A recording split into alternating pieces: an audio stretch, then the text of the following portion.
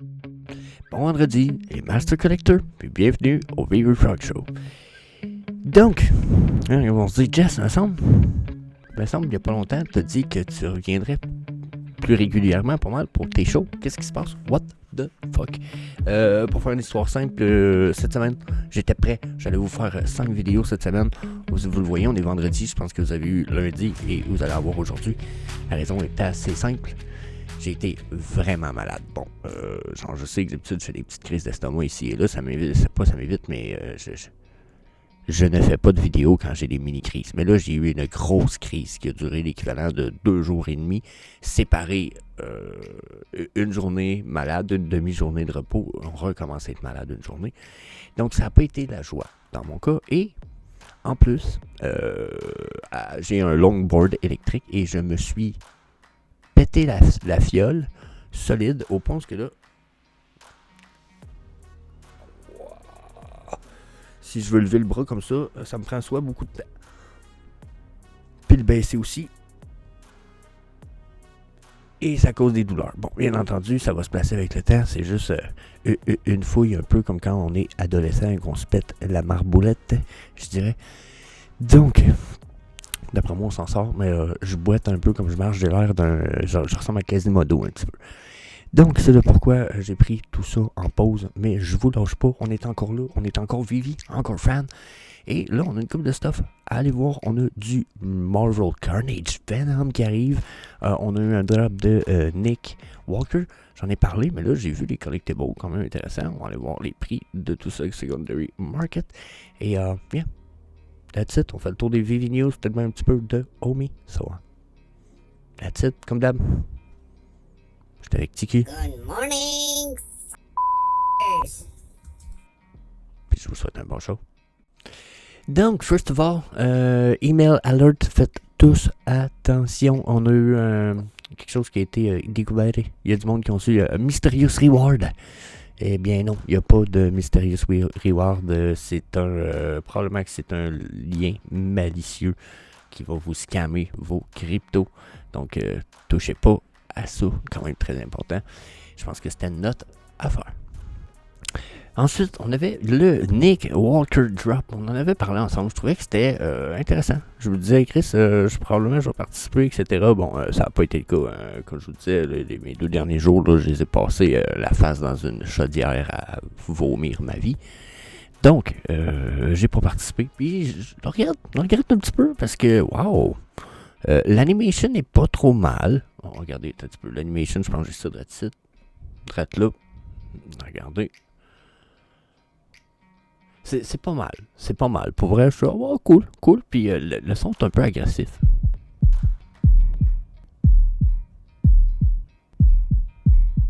Ils n'ont pas tous le même son. Donc, yeah, quand même intéressant drop, mais bon, je vous avoue que le pourquoi j'ai regretté surtout de ne pas avoir participé, c'est une question de prix un petit peu. Parce que regardez, la grenade bleue que je trouvais justement très nice, je ne sais pas si vous vous rappelez la vidéo, je pense qu'il date de lundi, 1450$, la couleur bleue, comme ça, un bleu Vivi, j'aime beaucoup. Et j'aime beaucoup la rouge. Donc là, en ce moment, à 16,89$ la rouge, j'avoue qu'il y a des chances que j'aille m'en chercher une sous le prix du drop de même. Je trouve ça crissement nice. Je trouve ça nice. I like that shit. So, yeah. Why not? Why not? Je pense que un petit peu de regret. Ensuite, il y a une chose que j'ai remarqué. Un petit peu, je pense que c'est ici. Bon, on a Elmon X qui était comme, on est excité d'annoncer Nick Walker sur Vivi. Puis là, j'étais comme, Puis, moi, je remarque les détails des fois ridicules, mais je trouve que c'est un détail qui me semblait important. C'est que dans la vidéo ici, il démontre de quoi d'assez spécial. Parce que la vidéo commence. Ok, je vais couper le son, là, je m'excuse.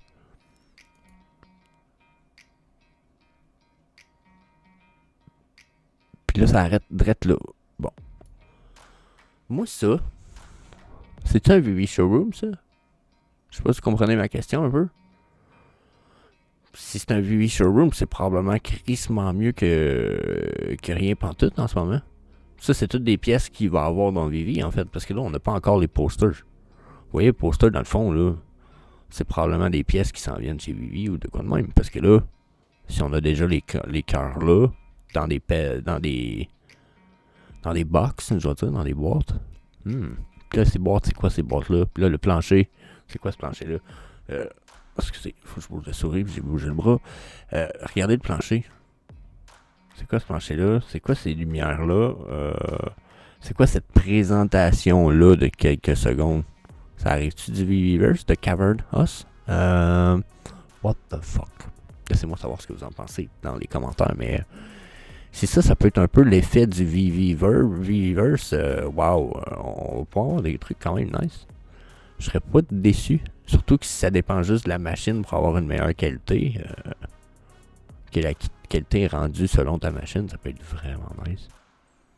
I like that shit. So, yeah, je trouvais que c'était de quoi qu'on avait encore jamais vu sur Vivi, ou même à propos de Vivi, comme si c'était Elmon Hicks qui nous donnait des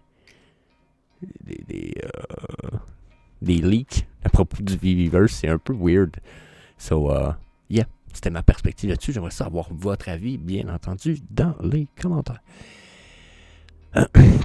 Et ensuite, on est probablement... Non, peut-être pas pour finir. On n'a pas fait beaucoup de temps de vidéos encore. On va continuer avec Carnage dans la mesure parce que là, ils nous ont annoncé ça. On l'attendait tous. Et j'ai pas eu le temps vraiment d'évaluer ça encore. Donc, excusez, mais j'écoute ça avec vous autres. Alright, attendez un peu. Juste de prime abord, là, vous voyez mes pubs ici. Moi, j'écoute beaucoup d'affaires américains.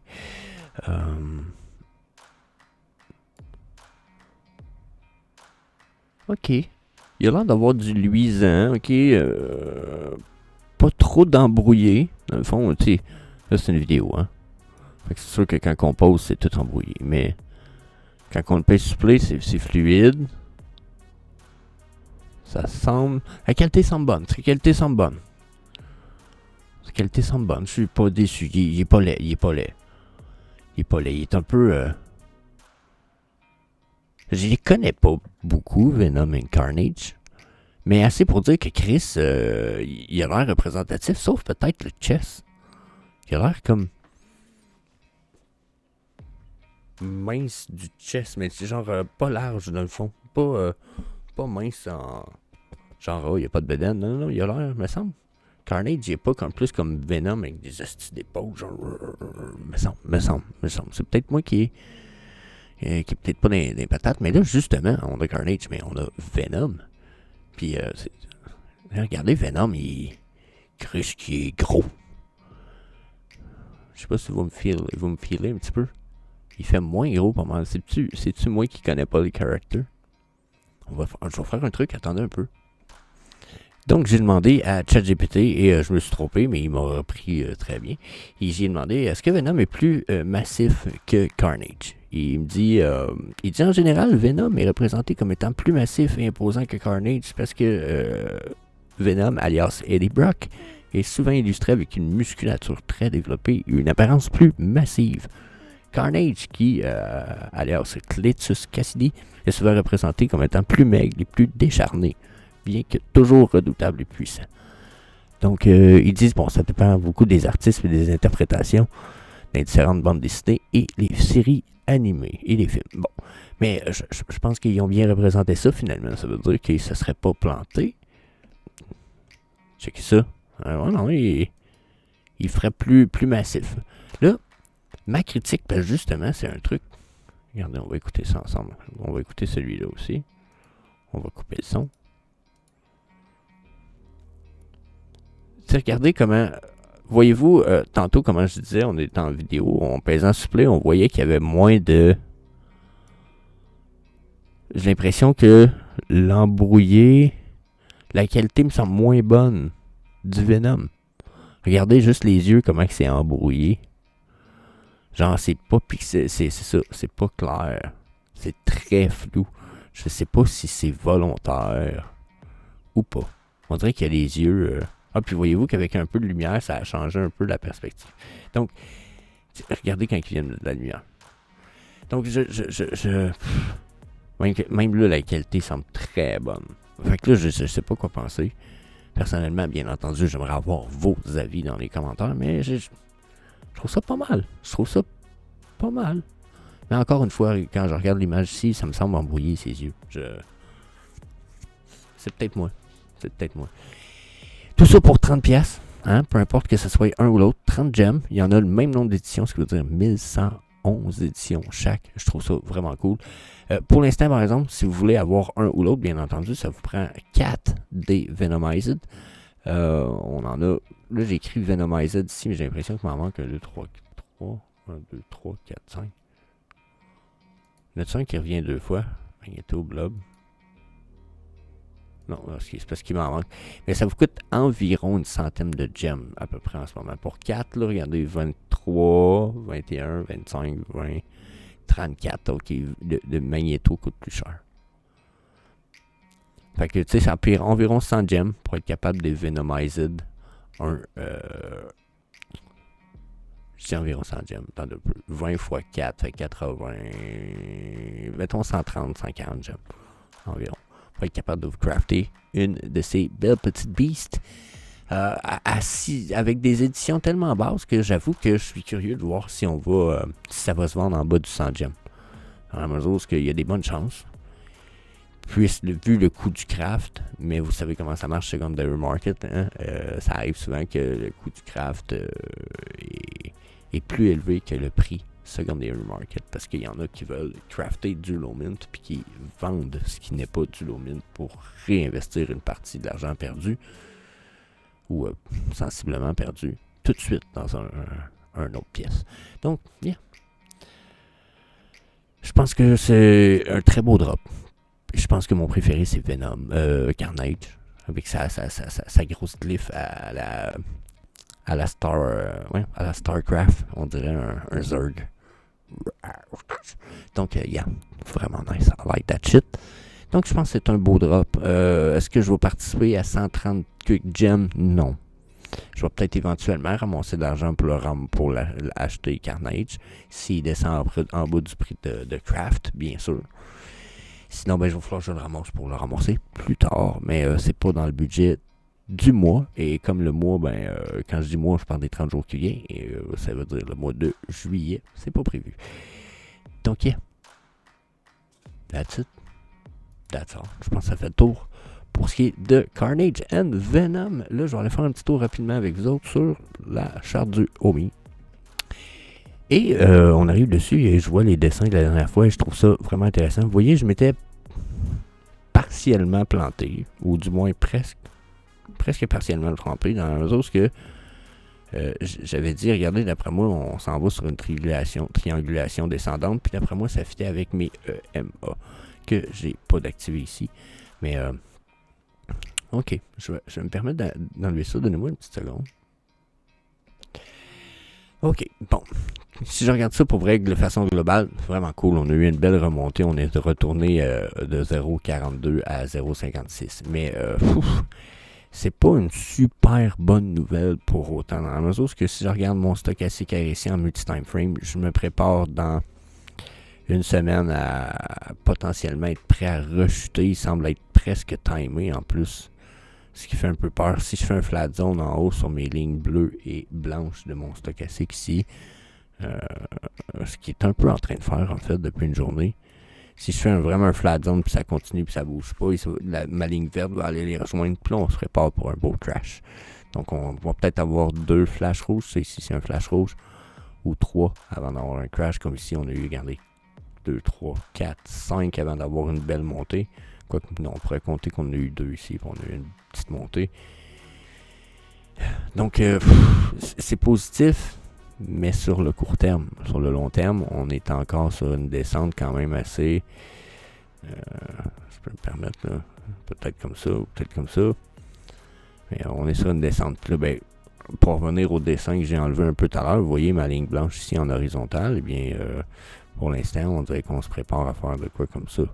Ça peut être bon pour repartir sur la... Oups. Attendez un peu, je recommence. Ça peut être bon pour repartir sur la uptrend après.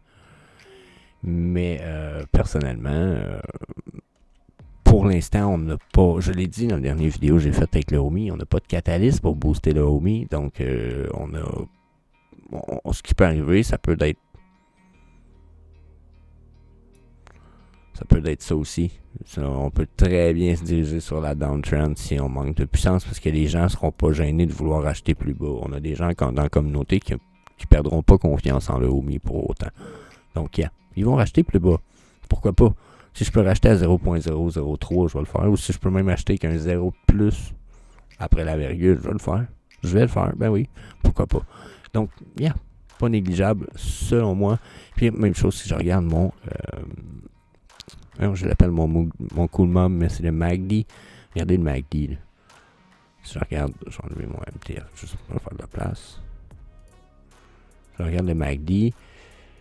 Je suis sous ma médiane centrale et mon MTF me dit on se prépare probablement pour une chute et on semble avoir aussi sur l'horizontale. Ici, on va avoir des résistances qui s'en viennent quand même assez claires. Regardez ici, on a eu des planchers. Et bien là, on les a touchés en ce moment, ça se trouve être des plafonds.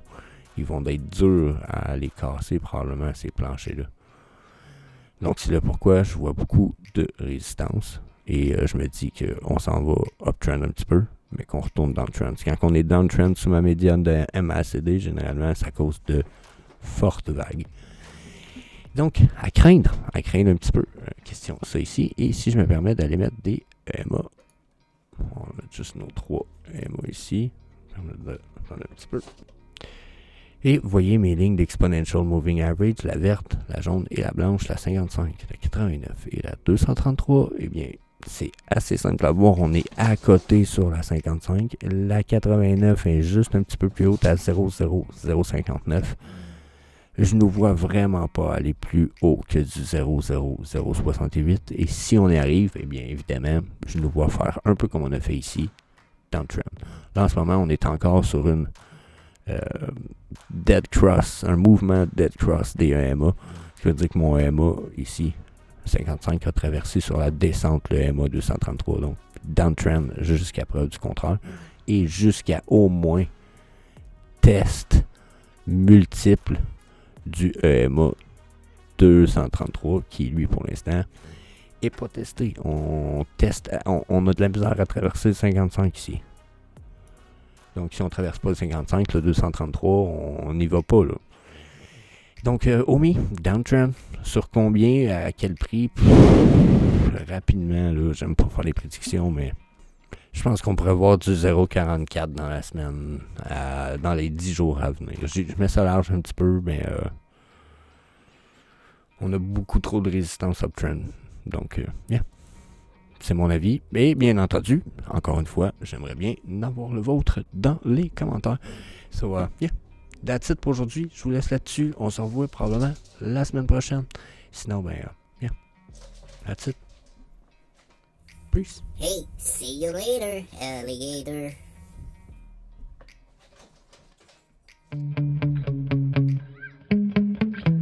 Yeah. Sometimes I get so mad, there's no controlling me. My thoughts get so bad, I'm like, I might grab a bat, I don't know. My wrath, my blood boils over like, oh God, here goes. I lost all feeling from my head to my toes. You said some shit that I can't let go, so just stay tuned.